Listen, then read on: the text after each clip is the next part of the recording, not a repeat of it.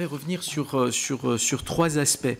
Le premier d'entre eux concerne le fait que ce soit, dans beaucoup de cas, évidemment, les entreprises qui, du coup, vont collecter l'impôt.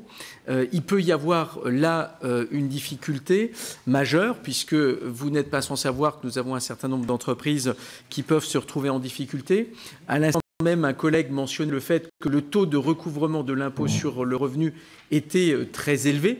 Ne risque-t-on pas, avec cette réforme, d'assister assez paradoxalement à une baisse du taux de recouvrement de l'impôt lorsque des entreprises se retrouvent en difficulté, et sans compter que c'est une charge nouvelle qui incombe aux entreprises qui n'en ont pas vraiment besoin. Deuxième sujet d'inquiétude, lorsque cette réforme a été lancée, on nous a dit ce qui est important, c'est de faire en sorte que le prélèvement à la source puisse contribuer à faire en sorte que l'impôt soit collecté au moment où le contribuable, effectivement, perçoit un revenu. Or, ce qui va intervenir, c'est que, avec notamment les crédits d'impôt, en réalité, un contribuable qui va percevoir des revenus en 2017, les crédits d'impôt de l'exercice fiscal 2017 ne seront pris en compte qu'en septembre 2018.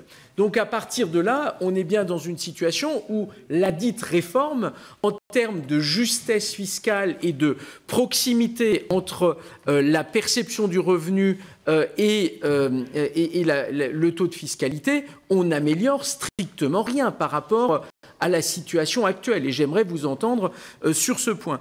Troisième aspect, vous nous parlez de taux neutres.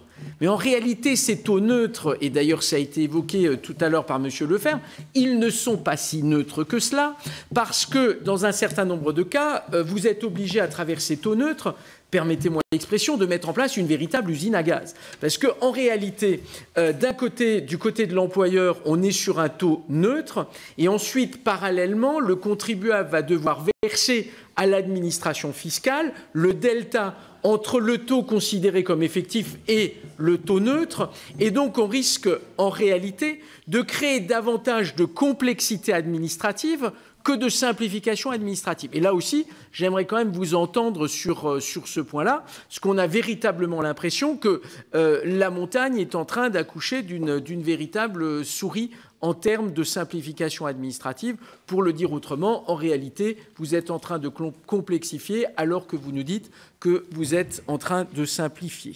Je vous remercie.